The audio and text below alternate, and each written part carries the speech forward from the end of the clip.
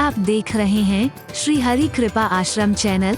संस्थापक स्वामी श्री हरि चैतन्य पुरी जी महाराज।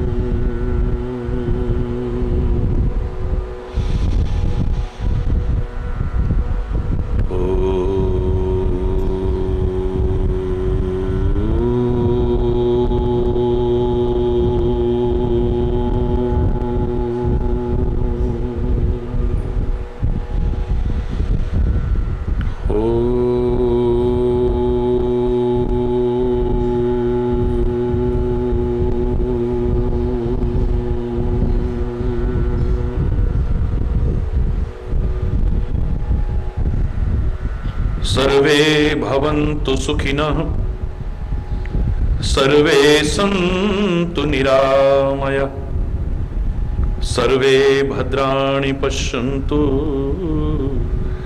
मा कश्चित् दुःखभाग् भवेत्। ओम शांति शांति शांति।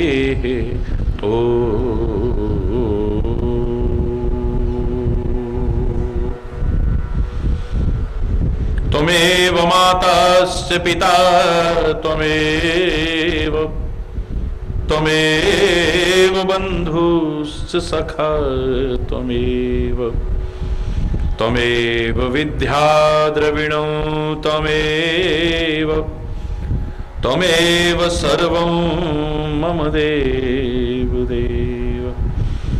ओम शांति शांति शांति।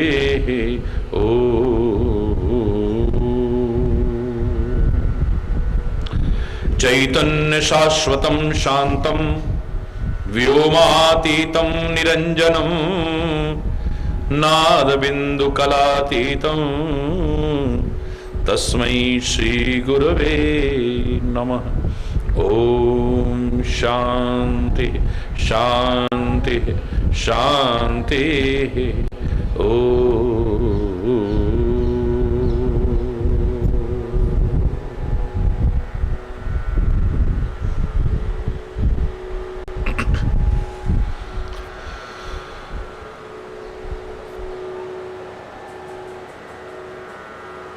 मुकुंद माधव गोविंद बोल, केशव माधव हरि हरि बोल। मुकुंद माधव गोविंद बोल, केशव माधव हरि हरि बोल। राम राम बोल, राम राम बोल, राम राम। कृष्ण कृष्ण बोल, कृष्ण कृष्ण बोल।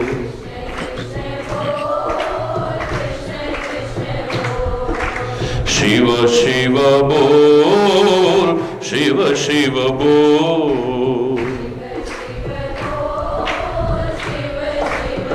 हरि हरि बोल, हरि हरि बोल। मुकुंद माधव गोविंद बोल, केशव माधव हरि हरि बोल। मुकुंद माधव गोविंद बोल, केशव माधव हरि हरि बोल। राम राम बोल, राम राम बोल।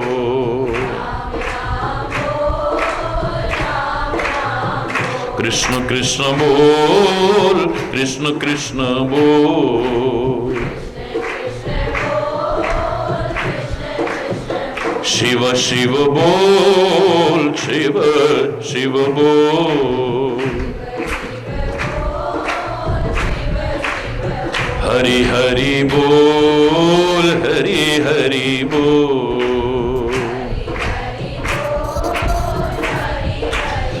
वाहेगुरु बोल, वाहेगुरु बोल, वाहेगुरु बोल, वाहेगुरु बोल, वाहेगुरु बोल, हरि हरि बोल, हरि हरि बोल,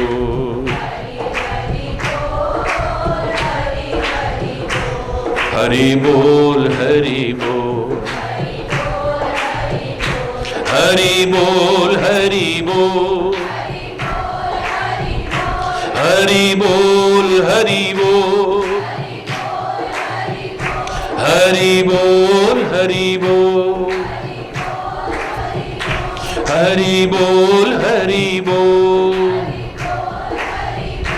हरि बोल, हरि बोल, हरि बोल, हरि बोल,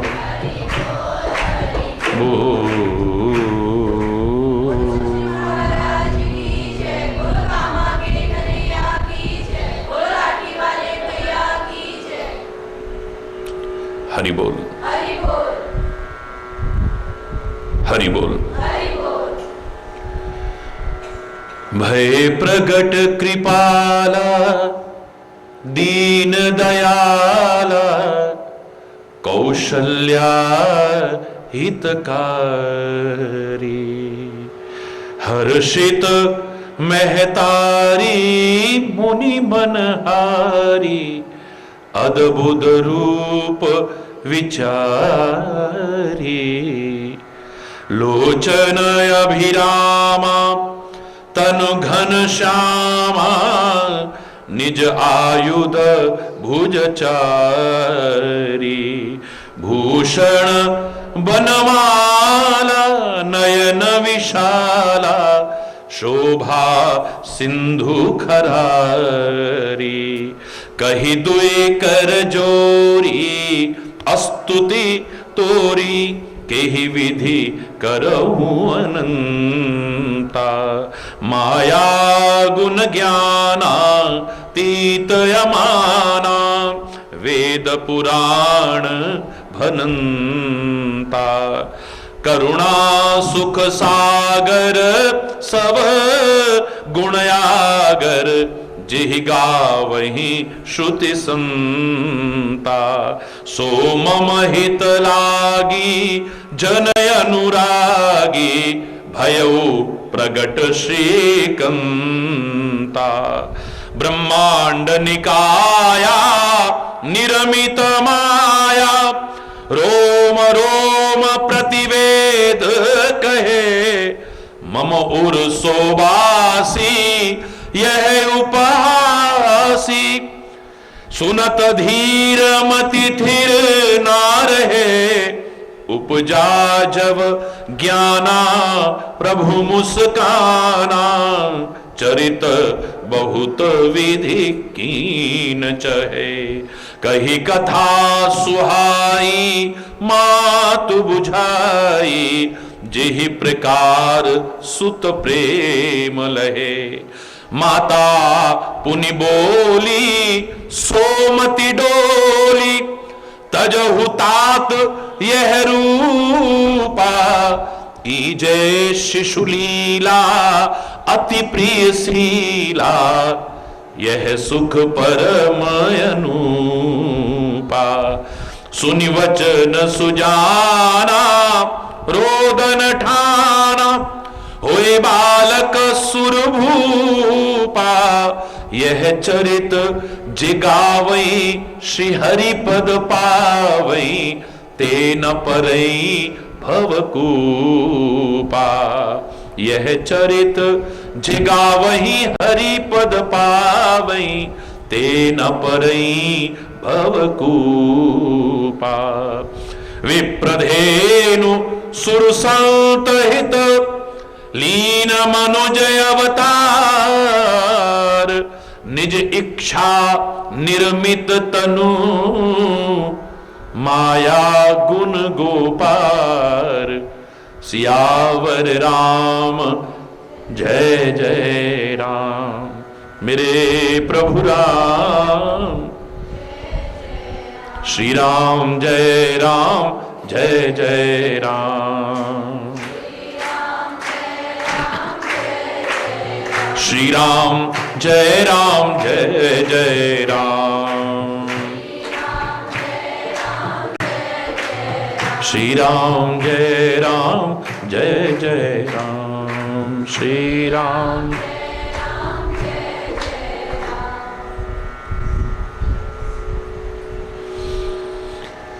हरि बोल हरि बोल।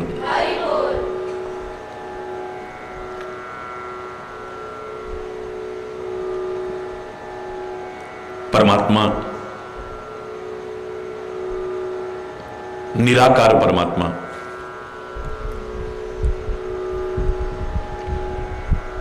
जिसे अजन्मा कहते हैं, अगोचर कहते हैं, अव्यक्त कहते हैं, अकथनीय कहते हैं। बहुत कुछ कहने के बाद भी नेति नेति कहते हैं, जिसका कोई अंत नहीं पाया जा सकता है। वो निराकार परमात्मा भक्तों और संतों की रक्षा के लिए, उन्हें आनंदित करने के लिए, धरा का भार हटाने के लिए, धर्म की संस्थापना के लिए, अधर्मी नहीं अधर्म के विनाश के लिए साकार भी होता है। यदा यदा ही धर्मस्य ग्लानिर्भवति भारत, अपने इस पद को पूरा करते रहे हैं परमात्मा। कर्मवश जन्म नहीं है उनका, इसलिए परमात्मा का हम जन्म नहीं कहते, प्राकट्य कहते हैं। वो प्रकट होता है, सृष्टि के कण कण में समाया परमात्मा।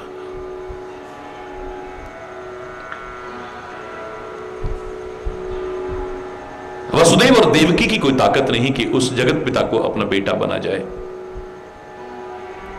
नंद और यशोदा की कोई ताकत नहीं कि उस जगत पिता को अपना बेटा बना ले।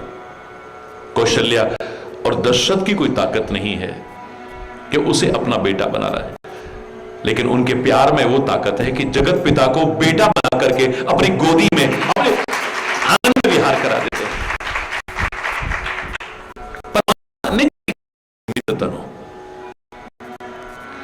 और ये सामान्य मानव जैसा देह नहीं है। लीलाएं अवश्य सामान्य मानव जैसी हैं, जिससे कि सामान्य मानव भी अपने जीवन में अपना करके अपना कल्याण कर सके।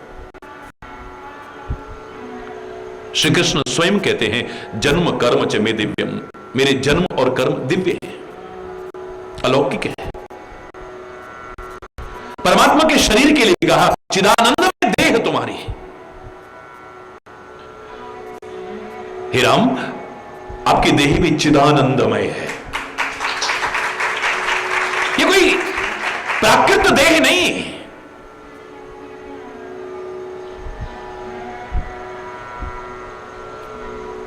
हर कोई उसका स्पर्श पाना चाहे। छोटे से बच्चे को क्या समझ हो सकती है? बड़ों की बात छोड़िए, जनकपुर में श्री राम जब धनुष यज्ञशाला देखने जाते हैं,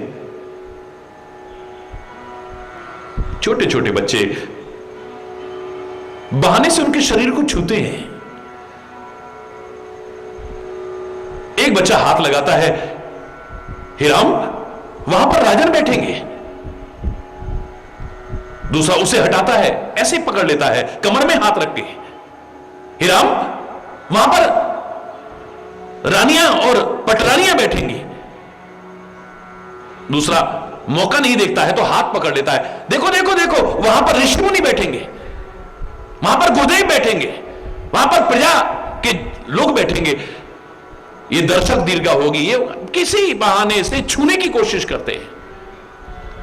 तुलसी उल्लेख किए बिना नहीं रहते हैं, एही मिस सब शिशु प्रेम वश परस मनोहर गात। बहाने से छोटे छोटे बच्चे भी उनके मनोहर शरीर को स्पर्श करके आनंदित हो रहे हैं।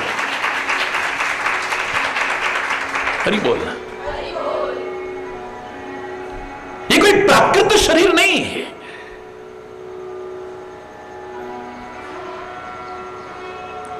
लेकिन दिव्य और अलौकिक शरीर होते हुए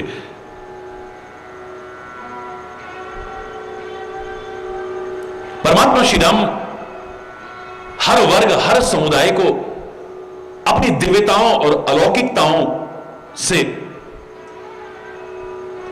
अपने आचरण में उतार करके आलोकित करना चाहते हैं। बाल्यावस्था से ही जो दिव्यता और अलौकिकता दृष्टिगोचर होती है,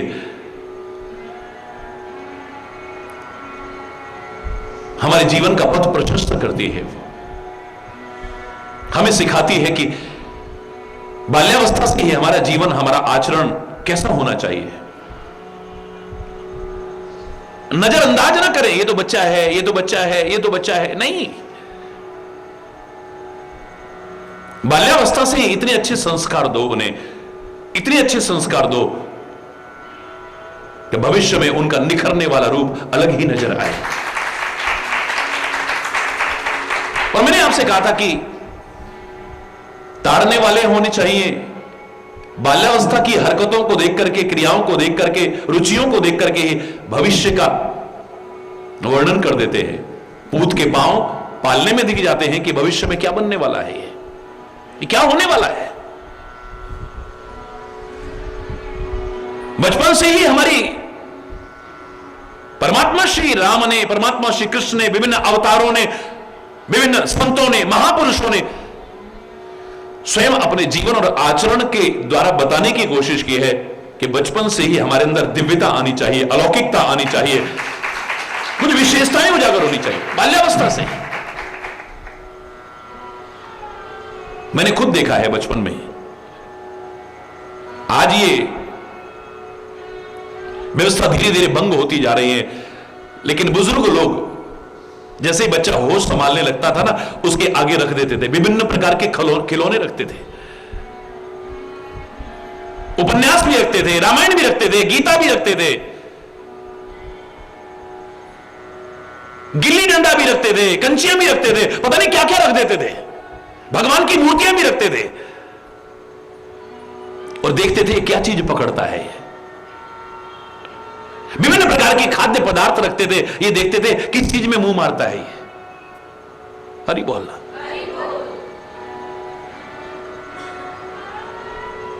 बचपन से ही पता लग जाता है कि क्या संस्कार है।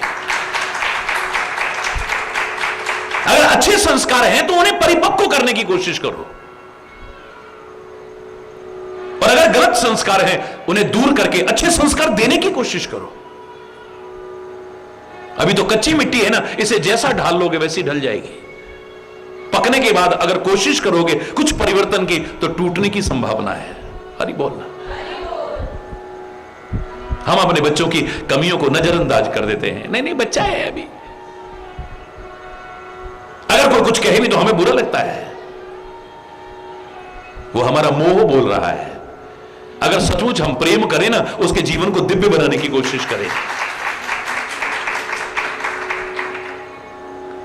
भगवान तो चतुर्भुज रूप में आए हैं ना, और मां ने पहचान भी लिया है। स्तुति भी वही कर रही है जो परब्रह्म परमात्मा की स्तुति की है, अनंत कह करके, जगदाधार कह करके।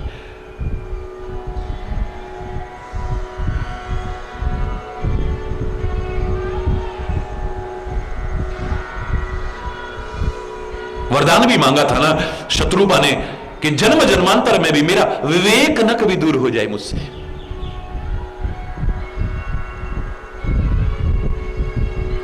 सुत विषय तब पद रति हो, पुत्र की तरह प्रेम हो, लेकिन विवेक खत्म ना हो जाए।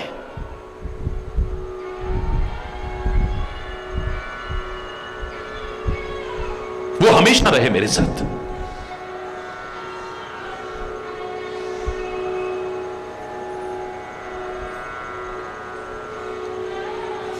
विवेक जागृत रखते हैं, लेकिन परमात्मा कहते हैं मुझे बहुत सारी लीलाएं करनी है अभी।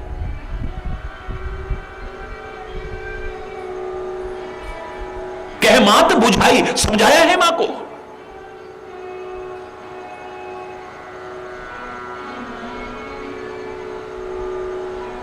माता पुनि बोली सो मति डोली तजहु तात यह रूपा। जिस रूप की स्तुति कर रही थी अब कहती इस रूप को त्यागो।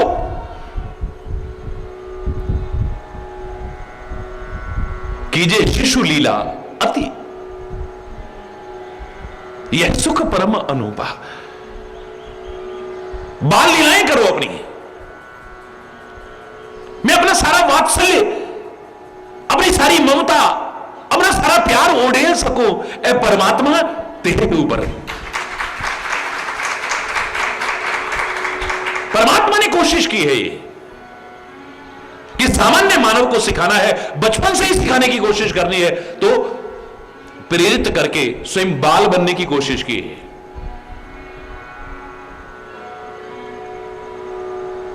सुनी वचन सुजाना रोगन ठाना होए बालक सुरभूपा। देवताओं के भी राजा यानी पर ब्रह्म पर पिता परमात्मा जगत पिता बालक हो गए हैं। जो सृष्टि का पालक है वो आज बालक बन गया है, लेकिन बालक बन करके भी दुनिया को सिखाने की कोशिश कर रहा है।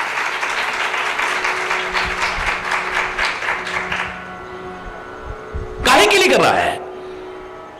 क्या आवश्यकता है उसे बच्चा बनकर के ऐसी लीलाएं करने की, मानव बनकर के ऐसी लीलाएं करने की? कईयों की बुद्धि भी भ्रमित हो जाती है, क्या कर रहे हैं ये भगवान है, ये भगवान है, ये भगवान है। कितनों की बुद्धि भ्रमित हुई।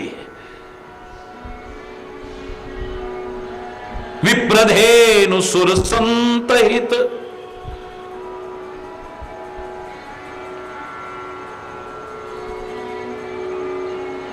भक्तों के लिए, गाय के लिए, पृथ्वी के लिए, सज्जनों के लिए, उनके हित के लिए मानव शरीर धारण करके मानवोचित लीलाएं करने की कोशिश कर रहे हैं। और मानव का सबसे बड़ा हित क्या है बताइए? मानव मात्र का सबसे बड़ा हित क्या हो सकता है? उसे सच्चे अर्थों में मानव बना दिया जाए, बस। ये सच्चा मानव बन जाए, ये सच्चा इंसान बन जाए। शास्त्र कहने पर मजबूर ना रहे, मनुष्य रूपेण मृगा शरंती। ये मनुष्य के रूप में तो है लेकिन पशुतुल्य विचरण कर रहा है। इससे बड़ा भला और कुछ नहीं हो सकता है। इसकी विकृतियां दूर हो जाएं, इसके विकार दूर हो जाएं, इसके दोष दूर हो जाएं, इसकी बुराइयां दूर हो जाएं और एक सच्चा इंसान बनकर के आए। हरि बोलो, जोर से बोलो ना। माता पिता को क्या करना चाहिए, कैसे संस्कार देने चाहिए, ये दशरथ और कौशल्या को माध्यम बना करके सिखाया, लेकिन बच्चे को कैसा होना चाहिए? हरि बोलना।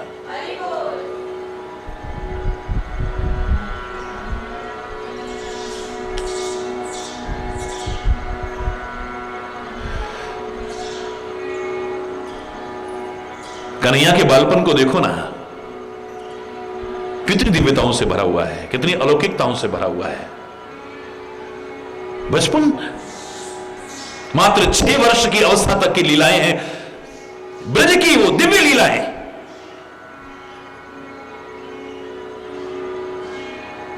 वर्णन करते करते अच्छे अच्छे विद्वानों की वाणी की सामर्थ्य भी फेल हो जाए, बहुत दिव्यता है।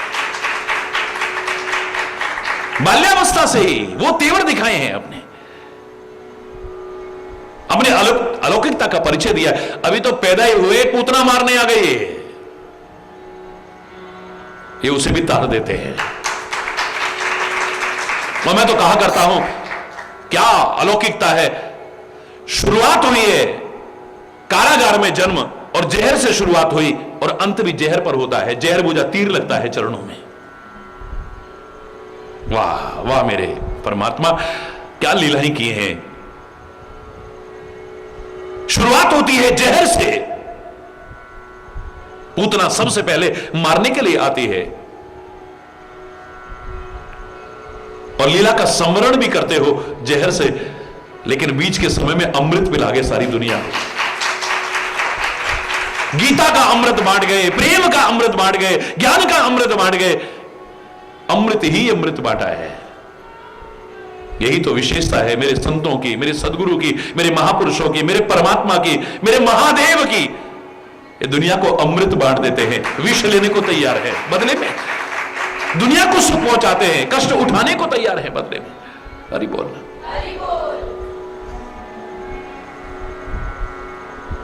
माता पिता ने जो करना है वो सब किया है। बाल रूप को देख करके ही सूर्य भगवान हिल नहीं रहे हैं। मास दिवस कर दिवस भाव मरम न जाने कोई, रथ समेत रवि था क्यों निशा कवन विधि होए। जिस कुल में आए हो ना, धन्य हो जाए वो कुल भी। जिस परिवार में आए हो धन्य हो जाए वो भी। जिस वतन में आए हो धन्य हो जाए। और मैं तो कहता हूं धरा धन्य हो जाए तुम्हारे आने से। तुम गर्व मत करो, लेकिन मजा तब है तुम पर सब गर्व करे। हरि बोल। तुम गर्व मत करो, लेकिन तुम पर सब गर्व करे। कुछ ऐसा जीवन जीने की कोशिश करो। 1 महीने का 1 दिन हो गया, किसी को पता ही नहीं है। हरि बोलना। सूर्यदेव हिल नहीं रहे हैं। आहा, मेरा कुल धन्य हो गया है, मेरा सूर्य कुल धन्य हो गया है। मेरे कुल में कौन आया है?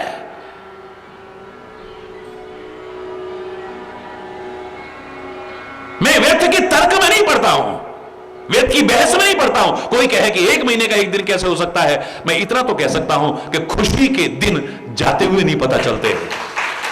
खुशी और आनंद की घड़ियां जाते नहीं पता चलती हैं, और दुख और मुसीबत कष्ट की घड़ियां काटे नहीं कटती हैं। एक एक क्षण काटना भारी हो जाता है जब आदमी परेशान होता है, टेंशन में होता है, मुसीबत में होता है, दुखी होता है, चिंतित होता है, परेशान होता है। जब एक एक घड़ी और सुख और आनंद का है, इतने दिन हो गए हमें तो पता ही नहीं चला। जिंदगी निकल जाए, जिंदगी पता भी नहीं चलेगा। हरि बोल।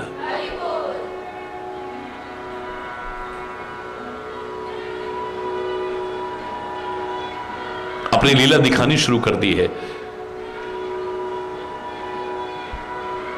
एक दिन मां ने स्नान कराया, पल्ले में बढ़ाया,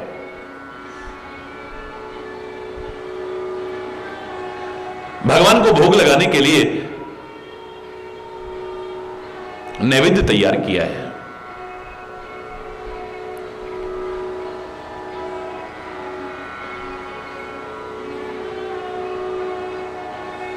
भोग लगा के गई है, देखाती हूं। पहले जाके देखा तो पलने में लेटे हुए हैं।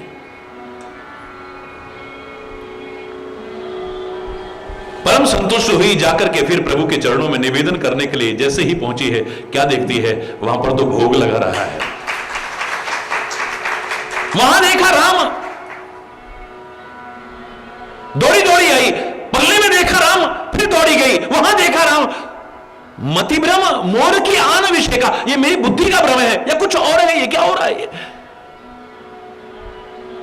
यहां वहां 2 बालक देखा, यहां भी वहां भी, और मैं तो कहता हूं कहां नहीं है।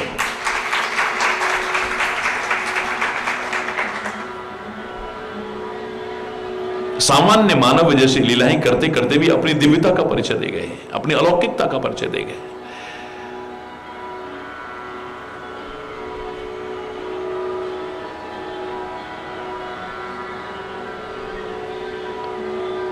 मां को सारे ब्रह्मांड के भी दर्शन कराए, जैसे कन्हैया करा रहा है। मुंह खोल करके ब्रह्मांड के दर्शन करा रहा है। यहां श्री राम भी दिखा रहे हैं। दिख रहा वा माता ही निज अद्भुत रूप अखंड, रोम रोम प्रति लागे, कोटि कोटि ब्रह्मांड, करोड़ों करोड़ों ब्रह्मांड लगे हुए हैं।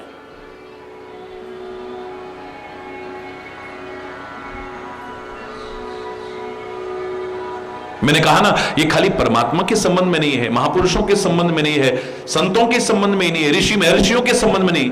जितने भी दिव्यताओं से भरे जीवन है, बाल्यावस्था से ही अपना रूप दिखाने लग जाते हैं,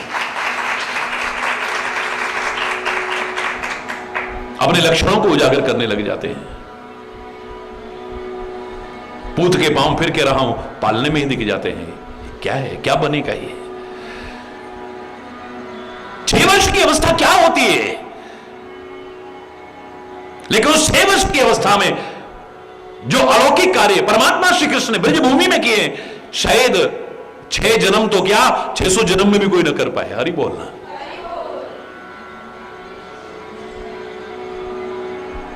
कैसे कैसे राक्षसों का वध किया है। मैं कहता हूं तुम राक्षसों का वध न भी कर पाओ, अपने अंदर आए हुए राक्षसत्व का वध कर दो, इतना भी काफी हो जाएगा। इसी में तुम्हारी अलौकिकता उजागर हो जाएगी। तुम्हारे अंदर जो राक्षसत्व असुरता आ गई है, तुम्हारे अंतर में जो कंसत्व आ गया है, रावणत्व आ गया है, काश तुम उसका भी वध कर दो, तुम्हारा जीवन धन्य हो जाए। कैसे कैसे राक्षसों का वध किया है। और खाली इतना नहीं है,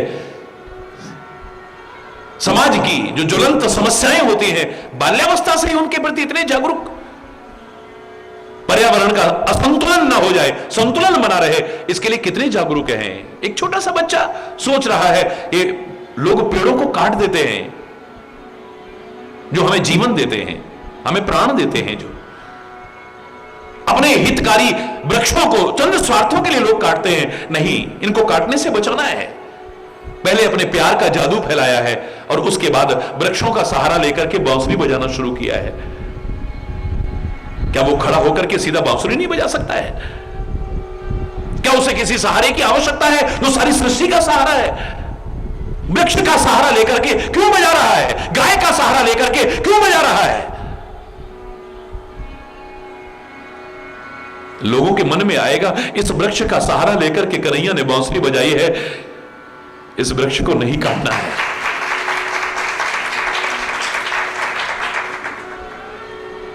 ये गाय का सहारा लेकर के सारी दुनिया का मालिक बांसुरी बजा रहा है।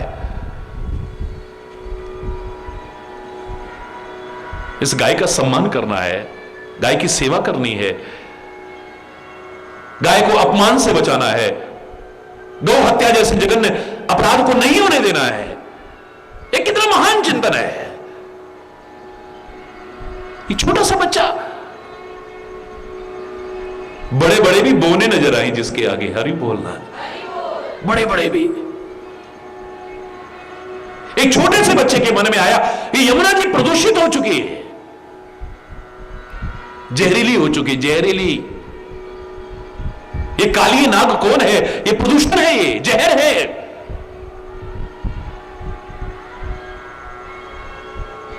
समाज के लोगों को सिखाने के लिए मेरा कन्हैया बाल्यावस्था में ही कितना महान चिंतन देखा है। गेंद का बहाना बना करके यमुना जी में प्रवेश करना, काली नाग को वहां से दूर करना, मारा नहीं, वहां से दूर करना, यमुना को फिर से स्वच्छ बनाने की कोशिश करना, ये क्या है? जो हम नदियों को प्रदूषित करते चले जा रहे हैं। एक 6 वर्ष की अवस्था में मेरे परमात्मा ने कितना महान चिंतन हमको दिया है। हरि बोलना।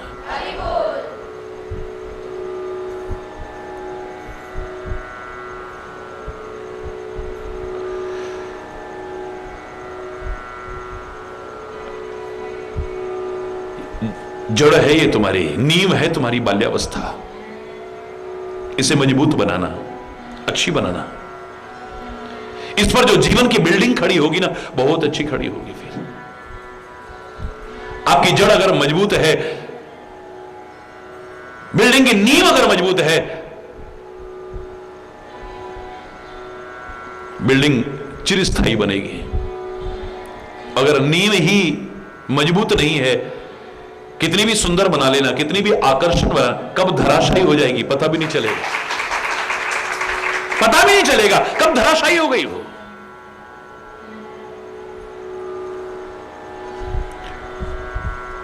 स्वयं अपने जीवन के आचरण में उतार करके बता रहे हैं कि हम, मेरा बचपन कैसा होना चाहिए, मेरी जवानी कैसी होनी चाहिए, मैं जहां पर भी हूं, जिस रूप में हूं, मुझे कैसे जीना चाहिए, कैसे रहना चाहिए। 3 चीज का अभाव जो इस संसार को नरक की तरह बनाए हुए हैं, ये तीनों चीजों का बड़ा दिव्य संदेश परमात्मा अपने जीवन और आचरण के द्वारा हमें दे रहे हैं। जो मैंने हमेशा कहा है, हमें रहना नहीं आता है, हरि बोलना। हम जहां भी रहते हैं हमें ठीक से रहना नहीं आता है। हम कहां रह रहे हैं, वहां पर हमें कैसे रहना चाहिए।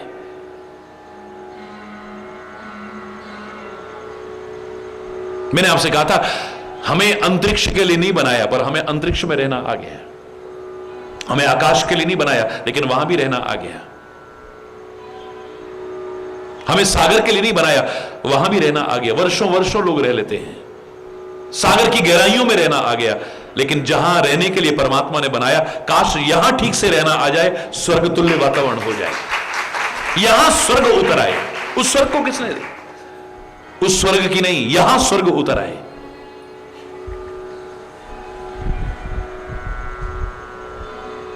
घर में रह रहे हैं तो हमें कैसे रहना चाहिए, आश्रम में हम रह रहे हैं कैसे रहना चाहिए, तीर्थ पर रह रहे हैं हमें कैसे रहना चाहिए, विद्यालय में हम रह रहे हैं कैसे रहना चाहिए, हॉस्टल में हम रह रहे हैं कैसे रहना चाहिए, ऑफिस में हम रह रहे हैं कैसे रहना चाहिए, कहां कैसे रहना चाहिए, अगर हमें ना आया, यही हमारे दुख का कारण बन जाता है। हरि बोलना। हमें ठीक से रहना नहीं आता है। दूसरा, हमें अपनी बात ठीक से कहना नहीं आता है। तरीका इतना गलत होता है, किसी बात को भी कहने का जरा देर में विवाद हो जाता है, अशांति हो जाती है, कलेश पैदा हो जाता है, विरोध पैदा हो जाता है, युद्ध जैसी स्थिति पैदा हो जाती है। कहना नहीं आता है हमें।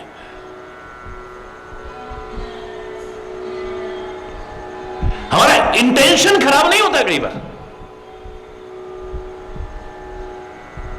लेकिन इन टेंशन हम पता नहीं क्या बोल जाते हैं। हरि बोलना।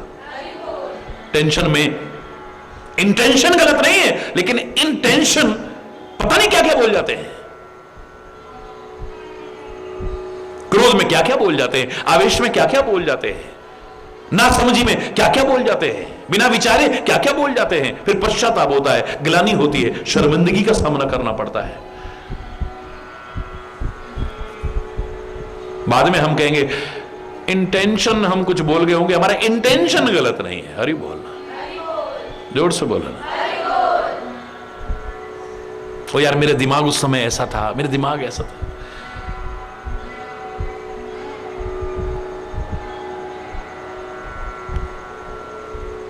हमें ठीक से रहना नहीं आता है, अपनी बात ठीक से कहना नहीं आता है, और जहां जरूरी हो वहां हमें सहना नहीं आता है। पति को पत्नी की बात बर्दाश्त नहीं, पत्नी को पति की बात बर्दाश्त नहीं है, मां बाप को बच्चों को मां बाप की बात बर्दाश्त नहीं है, गुरु शिष्य जैसे संबंध में भी यह दृष्टिगोचर होने लगा है। जो हमारा भला चाहता है उसकी बात बर्दाश्त नहीं है। हरि बोलना। जहां आवश्यक हो वहां सहना भी आ जाए, स्वर्ग जैसा जीवन बन जाए। किस अवस्था में, कहां पर, कैसे रहना चाहिए, परमात्मा अपने जीवन के आचरण में हमें सिखाने की कोशिश कर रहे हैं।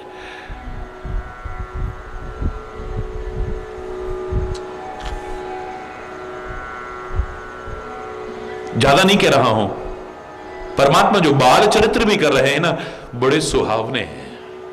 हरि बोलना। क्योंकि बाल चरित्र हरि बहुविध कीना, एक तरह से नहीं बहुत तरह से किया है। अति आनंद, दासनगर सबको आनंद दिया है बहुत, लेकिन वो बाल चरित्र कैसे हैं, हम इसी को इस बार इस प्रसंग में समझने की कोशिश करेंगे। भगवान के बाल चरित्र हमें क्या सिखाने की कोशिश कर रहे हैं, भगवान का बालपन हमें क्या सिखाने की कोशिश कर रहा है।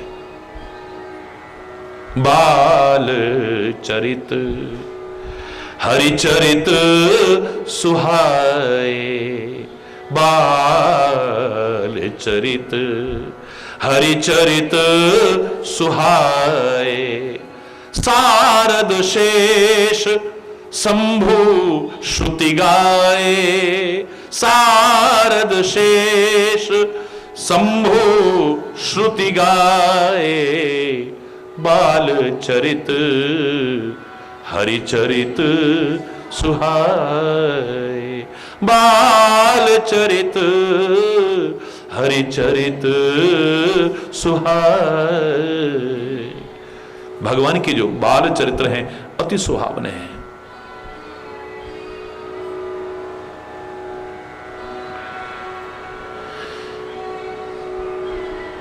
वेद गाते हैं, शिव गाते हैं, शेष गाते हैं, सरस्वती गाती हैं, संत भी गाते हैं। बचपन है, क्या होता है बचपन, क्या होता है बचपन? अरे इसकी महिमा सब गाएं, ऐसा बालपन। ये कोई सामान्य बालपन नहीं, ये सामान्य बालपन नहीं है ये कि आप कोई बचकानी हरकतें या कर रहे हैं और उसके बारे में वर्णन किया जा रहा हो सत्संग में। और मैं तो इतना कहूं, ये बालपन आपके जरटपन तक नजर आना चाहिए। हरि बोलना। शरीर की अवस्था बढ़ती रहे, ये शरीर किशोर हो, युवा हो, अधेड़ हो, वृद्ध हो, चाहे जो होता रहे, लेकिन बचपन की सरलता और सहजता नजर आती रहे। जैसे बच्चे के मन में कोई विकार नहीं होता है, ऐसे हमारे जीवन में कोई विकार ना हो। बच्चा जिसे कहा जाए। जैसे बच्चे के मन में कोई गंदगी नहीं होती है, ऐसे हमारे मन में कोई गंदगी ना हो। जैसे बच्चे के मन में कोई विकृति नहीं है, ऐसे विकृति ना हो। बच्चे के मन में कोई गांठ नहीं है। अभी खेल रहे हैं, अभी लड़ने लग गए, फिर खेलने लग जाएंगे, इनके पीछे मां बाप की दुश्मनियां हो जाएंगी, लेकिन बच्चे फिर खेलने लग जाते हैं। खुद रूठे खुद मन जाएं, फिर हम जोली बन जाएं, झगड़ा जिसके साथ करें, अगले ही पल फिर बात करें। ये वो नन्हे फूल हैं जो भगवान को लगते प्यारे, बच्चे मन के, बोलो ना, मन के सच्चे। झूठ नहीं है वहां पर, फरेब नहीं है वहां पर, दिखावा नहीं है वहां पर, गंदगी नहीं है, विकार नहीं है, विकृतियां नहीं है वहां पे, छल नहीं है, कपट नहीं है।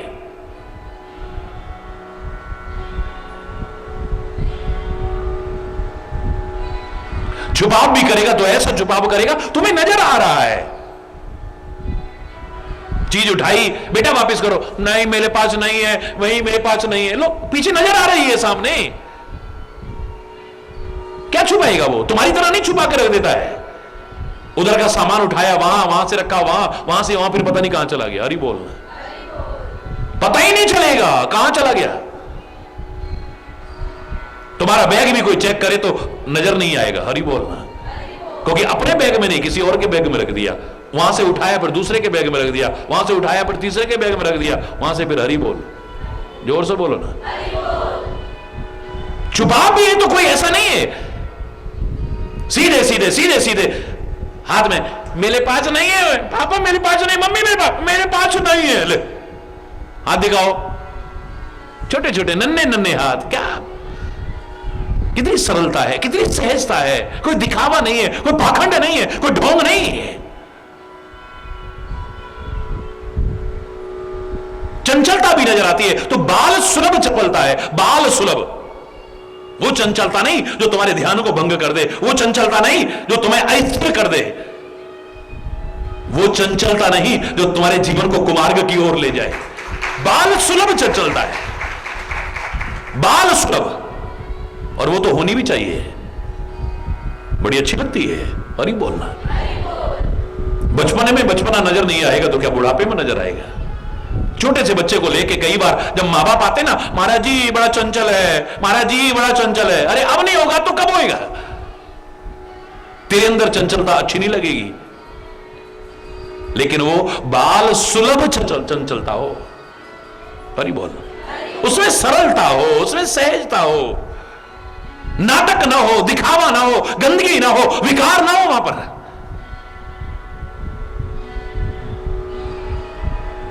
बाल चरित हरिचरित सुहाए,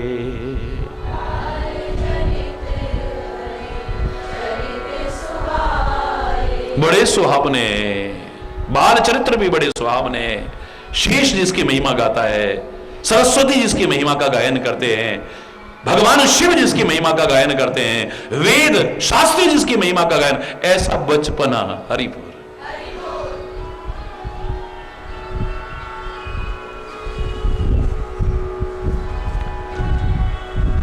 किसको आकर्षित नहीं किया? धर्म जाति संप्रदाय की दीवारें भी जहां टूटती हुई नजर आई हैं, तुम्हारी बनाई हुई दीवारें टूटती हुई नजर आई हैं। रसखान ने देखा, वो मोहित हो गया है। नजीर ने देखा, वो मोहित हो गया है। रहीम ने देखा, वो मोहित हो गया। जिसने देखा वो मोहित हो गया है? उसी का चित्त चुरा लिया है। हरि बोलना।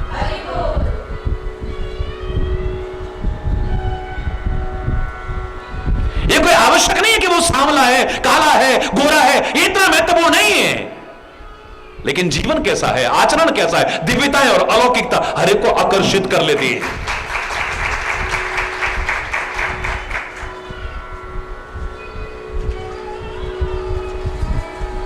मेरे को याद आता है, बचपन में हम सुना करते थे, एक बुजुर्ग ढपली पर गली में से निकलते हुए गाया करते थे, भगवान के बालपन को जहां कोई जाति संप्रदाय की दीवार नहीं रह जाए। नजीर साहब ने लिखा था।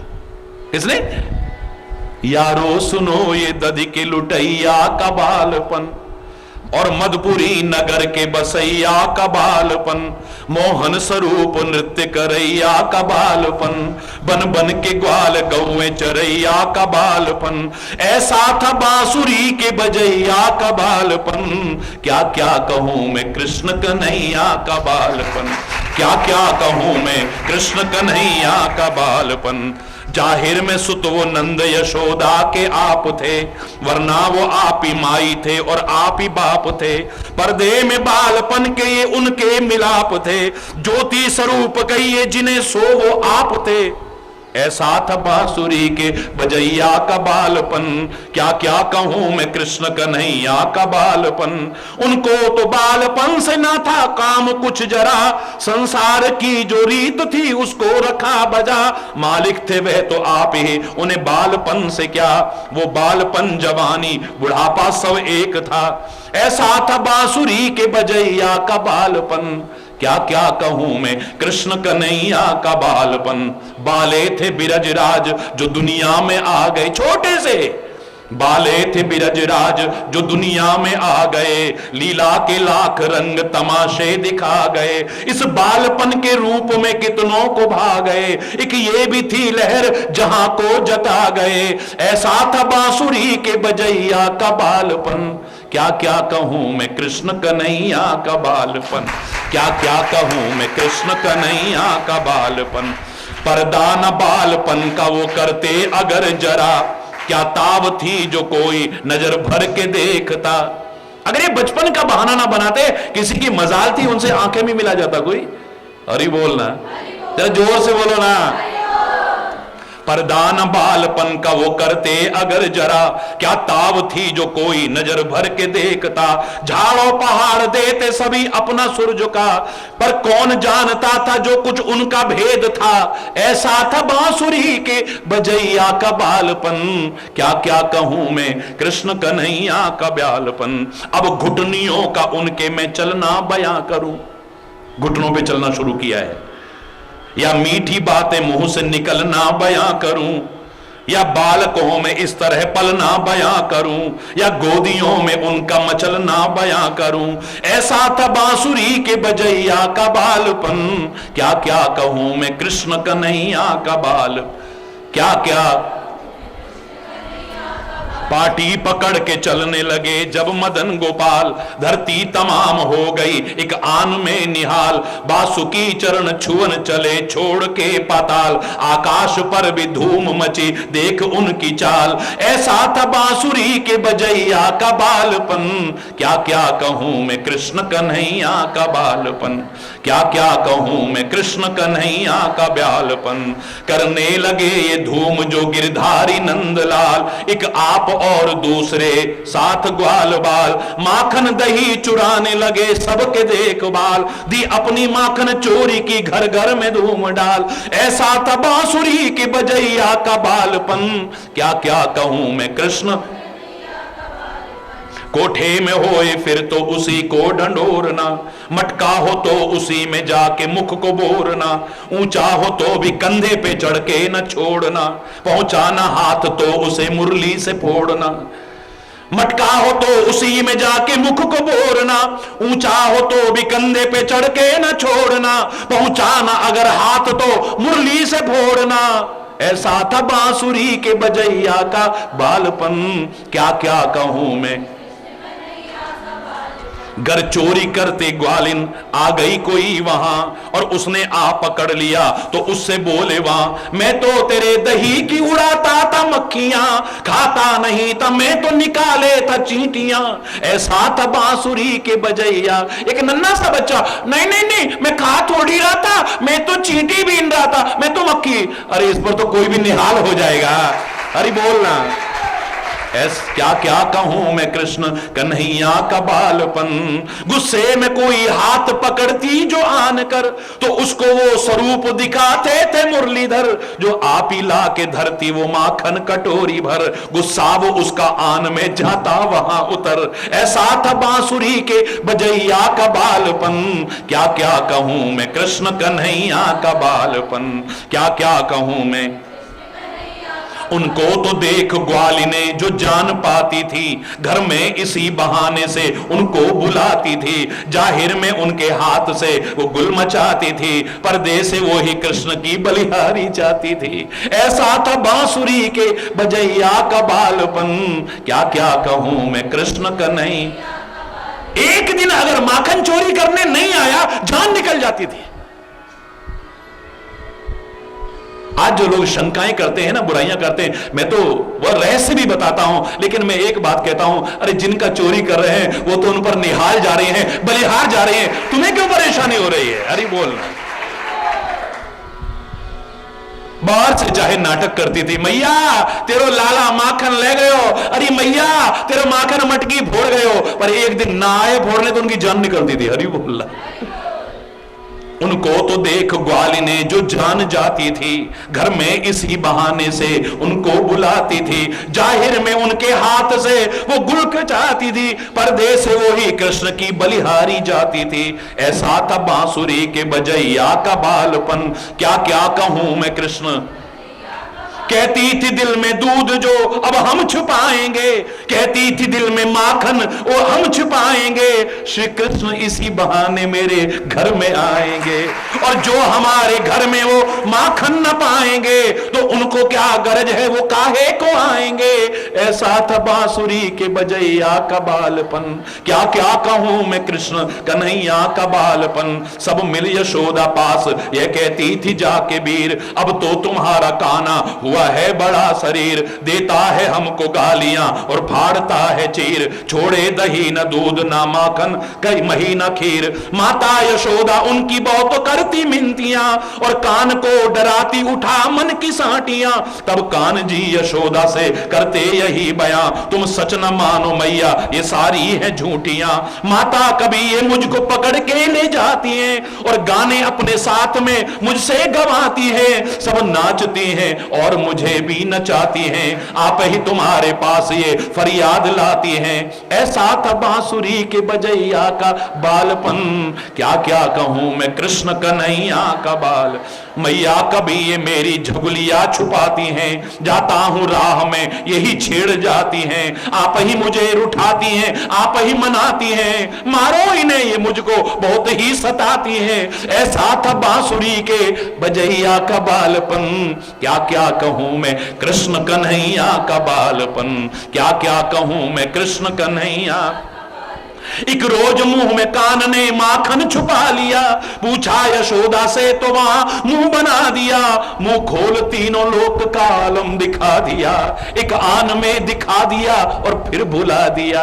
ऐसा था बांसुरी के बजैया का बालपन, क्या क्या कहूं मैं कृष्ण कन्हैया का बालपन। थे कान जी तो नंद यशोदा के घर के मां, मोहन नवल किशोर की थी सबके दिल में चाह, उनको जो देखता था वो ही करता वाह वाह। ऐसा तो बालपन न किसी का हुआ है आह, ऐसा था बांसुरी के बजैया का बालपन, क्या क्या कहूं मैं कृष्ण। राधा रमन के यारो अजब जाए गौर थे, आज लड़कों में वो कहां हैं जो कुछ उनके तौर थे। आप ही प्रभुनाथ थे, आप ही वो दौर थे, उनके तो बालपन में ही तेवर कुछ और थे। क्या क्या कहूं मैं कृष्ण कन्हैया का बालपन, ऐसा था बांसुरी के बजैया का।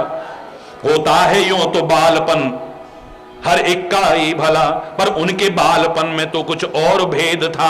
इस भेद की भला जो किसी को खबर है क्या, क्या जाने अपनी खेलने आए थे वो कला। सब मिलके यारो कृष्ण मुरारी की बोलो जय, गोविंद कुंज छैल बिहारी की बोलो जय, दधि चोर गोपीनाथ बिहारी की बोलो जय, तुम भी नजीर कृष्ण मुरारी की बोलो जय, बोलो वृंदावन बिहारी। ऐसा था बांसुरी के बजैया का बालपन, क्या क्या कहूं मैं कृष्ण कन्हैया का बालपन, क्या क्या कहूं मैं कृष्ण कन्हैया का बालपन। अरे बोलना, जोर से बोलो ना। और जब बांसुरी रख ली फिर तो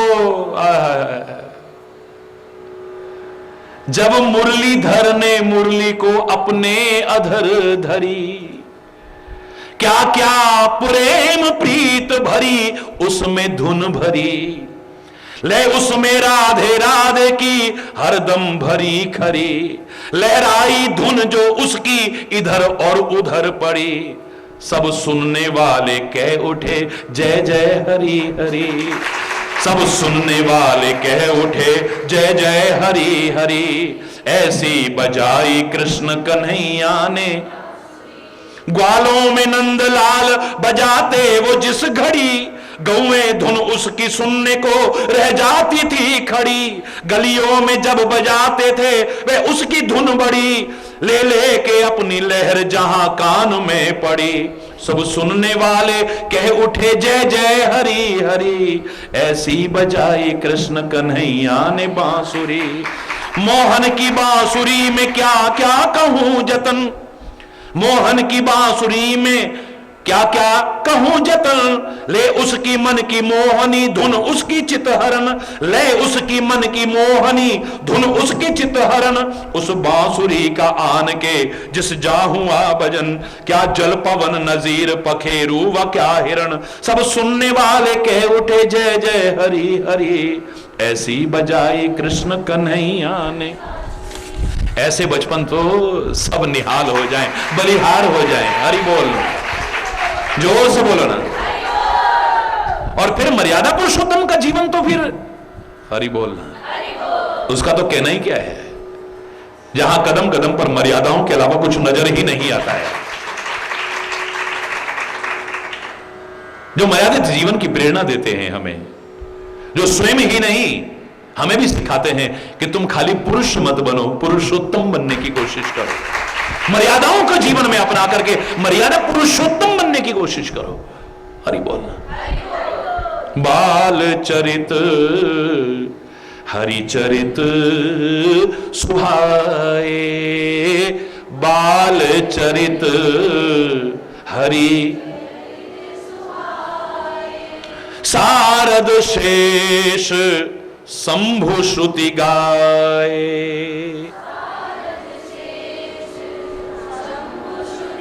ऐसा बालपन तुलसी कहता है, जिन कर मन इनसन नहीं राता, जिन कर मन इनसन नहीं राता, तेजन वंचित किए विधाता, तेजन वंचित किए विधाता। जिनका मन इनमें न रम जाए परमात्मा ने उन्हें भाग्यशाली बनाया ही नहीं, उन्हें वंचित किया है विधाता ने। अरे बोलना, भाग्यहीन है वो। कैसा वो बालपन है मेरे मर्यादा पुरुषोत्तम श्री राम का, इसी की चर्चा करेंगे। शेष कल, आज यहीं पर अगर कोई गलत शब्द निकला हो उसके लिए क्षमा चाहता हुआ अपनी वाणी को विराम दूंगा। एक बार जोर से बोलेंगे, धर्म की अधर्म का, प्राणियों में विश्व का, गौ माता की, भारत माता की, गंगा माता की, संत समाज की, भारत की देवियों की, भक्त समाज की।